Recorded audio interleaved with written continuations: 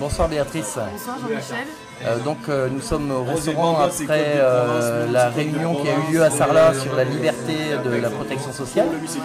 Tu es ostéopathe? Dans quelle région de France? Dans le 42, dans la Loire. D'accord. Qu'est-ce que tu as pensé de la réunion? Quelles sont tes impressions à chaud? Et est-ce que tu penses que tu vas franchir le pas de la libération? Alors ce que j'ai pensé de la réunion, c'est que ça offre une solution à ce que je vis en ce moment. Donc quelque chose de relativement injuste quand même. Oui. Et voilà, il faut un peu réfléchir aux solutions que vous avez proposées, regarder les documents que vous donnez et voir comment ça peut être mis en place de manière concrète. Et voilà, je pense qu'il faut 2-3 jours, mais il faut réfléchir un peu à tout ça. Mais comme ça à chaud, je pense quand même que je vais franchir le pas. D'accord. Donc en fait, ça t'a vraiment apporté des réponses à tes questions, puisqu'en fait, ça fait à peu près 4 mois que tu fais des recherches. Je regarde un peu sur les sites internet, je suis tombée sur le MLPS. D'accord.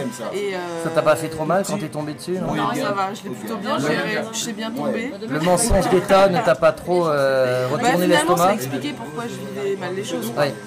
Donc au final, c'est plus sympa d'être lucide que de subir les choses. Tout à fait.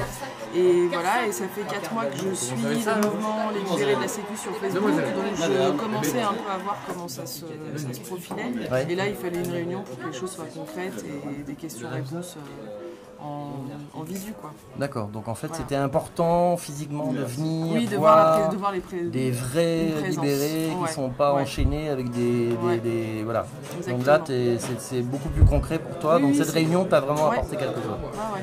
Bon merci Béatrice et bonne soirée. Merci.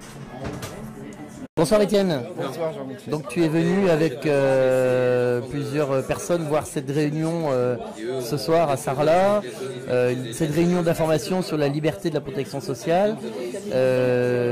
Tu es salarié, tu es venu parce que la question t'intéresse d'une manière générale, l'économie t'intéresse d'une manière générale en France, et tu es venu en plus pour prendre des informations pour les envoyer à ton patron.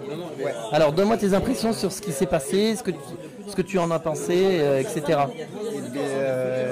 Ce que j'en pense, c'est à chaque fois la même chose. Je suis content de savoir ces choses-là. Et je me rends compte qu'elles ne sont pas forcément accessibles et qu'on devrait justement les rendre accessibles à la population. Bien Elles sont sûr. souvent dissimulées. Ouais. Là, en l'occurrence, c'est un mensonge qui date de 23 ans. Hein. Là, ouais. Et, après, c'est un mensonge, oui et non. Moi, je dirais il faut se documenter, il faut se renseigner. Du moment qu'on se renseigne, finalement, on se rend compte que les gens en fait font un peu ce qu'ils veulent de tel ou tel sujet et le mettent un peu à leur sauce.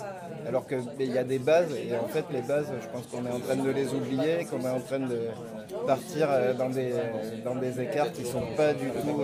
Il n'empêche que quand le pouvoir politique cache ce genre d'informations à l'ensemble du peuple, ça s'appelle un mensonge. Ouais. Mais bon, voilà. Bon, bref, tu es venu... Les gens sont libres de s'informer, de se rendre compte par eux-mêmes qu'on leur Tout à fait. Et c'est vrai qu'il y a 23 ans, on n'avait pas les mêmes moyens technologiques qu'aujourd'hui.